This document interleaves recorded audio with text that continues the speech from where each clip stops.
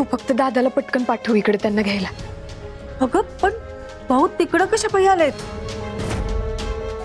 ते त्यांना धैर्यांशी काहीतरी बोलायचंय त्याच्यासाठी.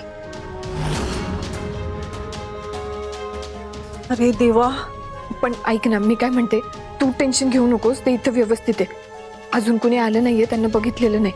उगाच कोणी आलं त्यांना काय बोलले तर मला नाही आवडायचं ते. त्यापेक्षा तू पटकन दादाला पाठव. वय वय, मी सांगते की त्यांना. हा हा, तू नको काळजी करू. हा. सावे, हे बघ, परत एकदा सगळं तपासून झालेलं आहे. चल धैर्यरावांना देऊन टाकूयात. वाट बघत असाल ते. हे म्हातारं खरंच खुळं झालंय. मला भेटणं लय गरजेचं आहे त्यांना. भाऊ तुम्ही या आधी, बसा बरं इथं. अगं पण मी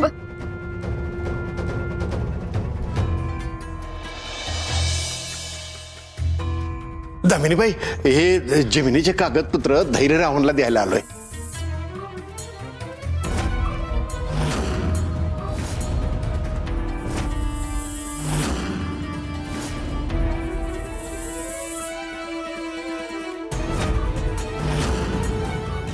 दामिनी मॅडम, ते मला काही ऐकायचं नाहीये.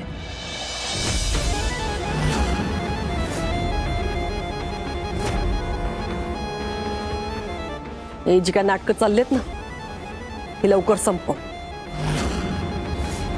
आणि या म्हाताऱ्याला इकडनं हकलवून दे.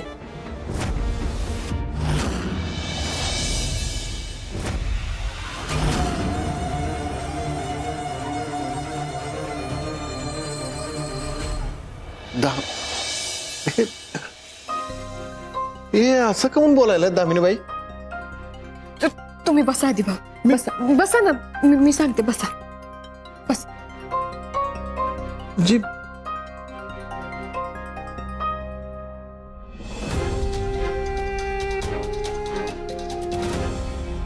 आई, काय झालं? अशी का निघून आलीस? अगं कसला तावडीत सापडलेला तो म्हातारा. मी तर ना भास्कर,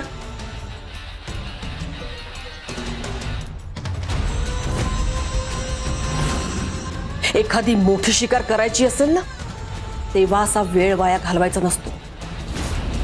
हे कधी कळणार आहे तुला?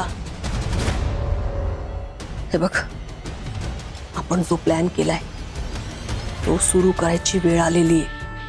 हीच उत्तम संधी आहे. म्हणून म्हणते, हे असल्या छोट्या मोठ्या गोष्टींकडे लक्ष देणं सोडून दे आता.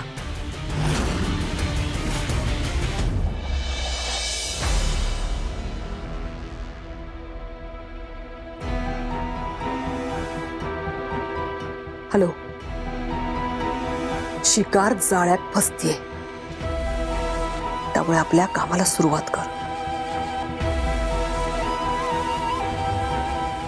आई, अंगद नावाचा एक का काढतेस?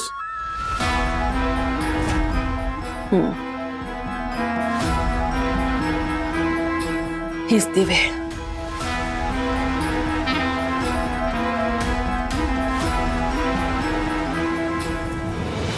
सावे, किती वेळ बसून ठेवणार आहेस मला इथं तू? अरे लय महत्वाचं काम आहे. कागदपत्र धैर्यरावांना द्यायलाच पाहिजेत. मी नाही थांबणार. भाऊ माझं ऐका ना भाऊ, मी काय म्हणते की धैर्य येतच असतील. तुम्ही बसा बरं, या या या आधी बसा इथं. धैर्य येतच असतील, तुम्ही जरा बसा. साहेब, दादा दादा, अरे काय म्हणतात डॉक्टर? जी औषधं बदलून दिली होती त्याचा काहीच फरक पडत नाहीये का?